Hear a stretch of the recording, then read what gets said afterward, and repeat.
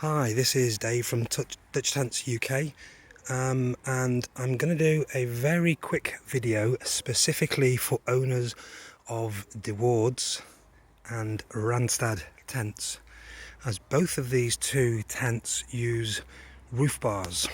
The roof bars go inside of the tent and they go along across from the door pole up to the king pole, and this saggy seam, what they will do is to make that taut.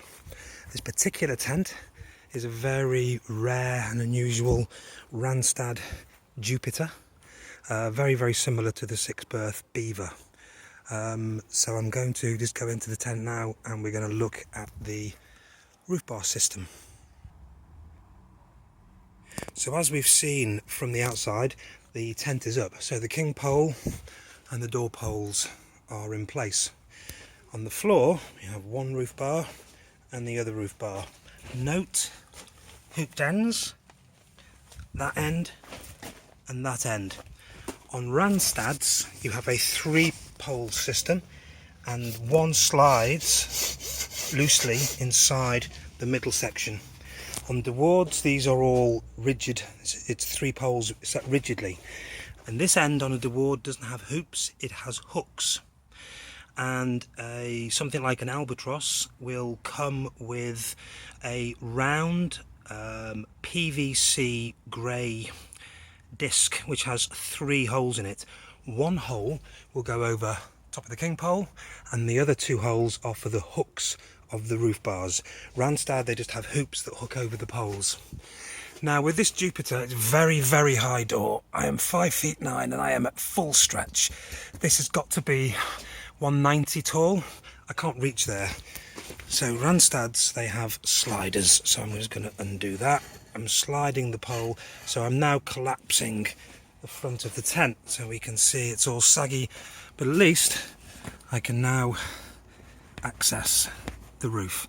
Okay, so I'm now going to turn around and what I like to do is I simply grab the king pole and I put it at a tilting angle. The reason I do that is because I'm 5 feet 9 and I can now unhook the tent from the pole and I can now feed in my hoops. So I'm now going to do that. Please excuse the judderiness of this video, but I'm doing this on a mobile phone as I go along. So here we have the roof bar. Okay, now you can see the hoops sitting over the top of the king pole, and I'm just going to push the king pole back through its locating hole. Okay, and then I'm just going to stand the whole thing up again. Okay, now we can see the poles connected, but they're not. We just got that section. So the king pole is now pretty much up. I'm now going to connect the rest of the roof pole to the door. Okay, and there's the slider. So all I need to do is lift the tent, locate it through there, drop the pole there, and then I'm going to undo the slider and I'm going to bring the door pole back up to full height. Our roof bar is now connected that side. I'm now going to repeat it on the other. Okay, now we can see door bar, crossbar there, the roof bar going back right up there, 2.5 metres high to the king pole on this tent. When I sell Randstads to people, and Wards in that case, in that matter, I often tell them that I feel that these poles are optional. I've got to be honest with you, I've camped, I've done 3 weeks in France in rough weather sometimes in Randstads. I never ever use the roof bars. I simply make sure that I have good tension all round on the guy ropes and it holds the tent up absolutely fine.